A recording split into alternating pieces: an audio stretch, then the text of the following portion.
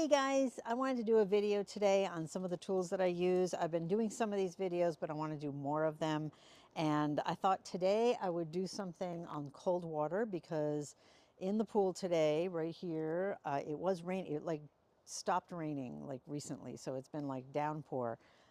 And Sydney and I this morning got in the pool and did cold water acclimation in the 50s. We're trying to do cold water acclimation for water that's like in the 50s because that's Ironman 70.3 La Quinta water.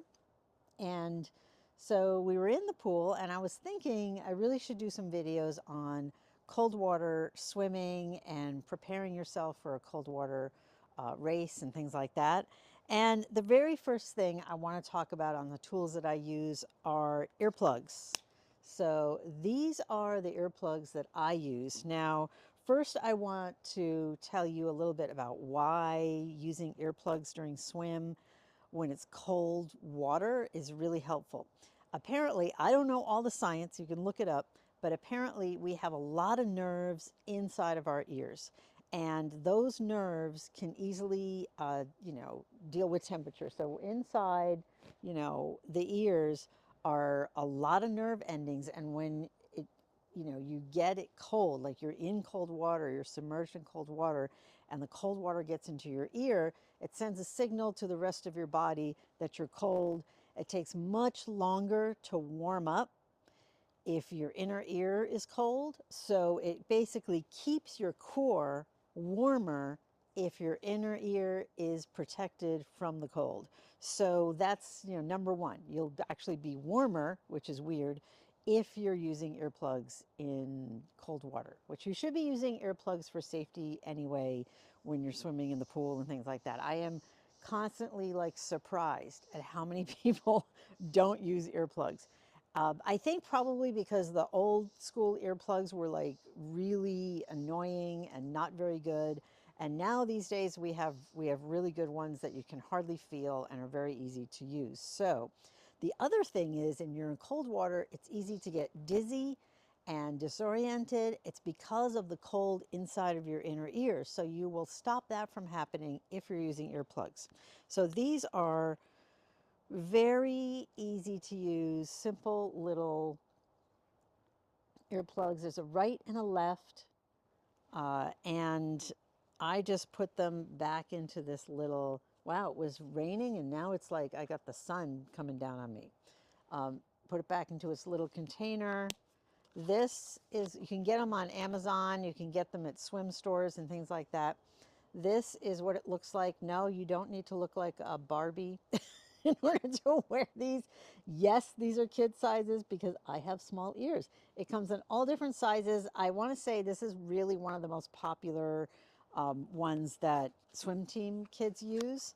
And, but you can get like all different sizes. This is just the size that I use. So don't freak out like, oh my God, these are like for babies and stuff. So this is what it looks like. Comes in this.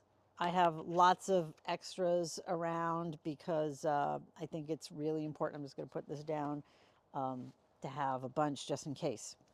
Earplugs, super important in cold water. The other thing is a neoprene cap. I use the Blue 70 neoprene cap. It's great because you have all this soft fuzzy, I used it this morning so it's a little wet, soft fuzzy stuff inside, which also makes it much more comfortable and much warmer. So you can get these, I think, at a bunch of different wetsuit companies, but I've really liked the Blue 71. I recently just purchased the Blue 70 wetsuit.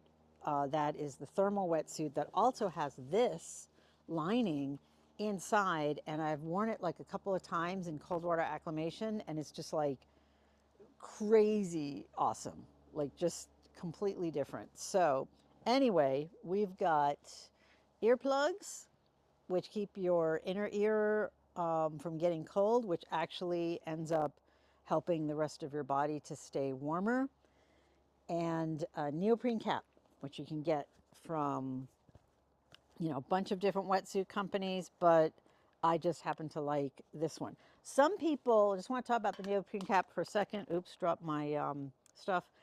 The I like the kind that doesn't have like Velcro at the bottom because that gets scratchy. Some people like to like un-Velcro, you know, things. Um, I like this kind because it's actually pretty stretchy and you can get a bunch of different sizes.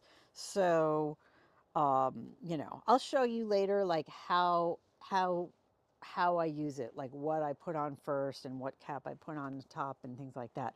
But I just wanted to share these two things because it is so useful to have like tips when you're doing cold water stuff. It's not just, oh my God, I'm just going to show up and just be like freezing and bear with it, because I think it's important to stay safe, and it's important to show up for a race prepared with the right equipment. So those are my two things that I use when it's time to do open water swim and it's cold. I will see you guys later.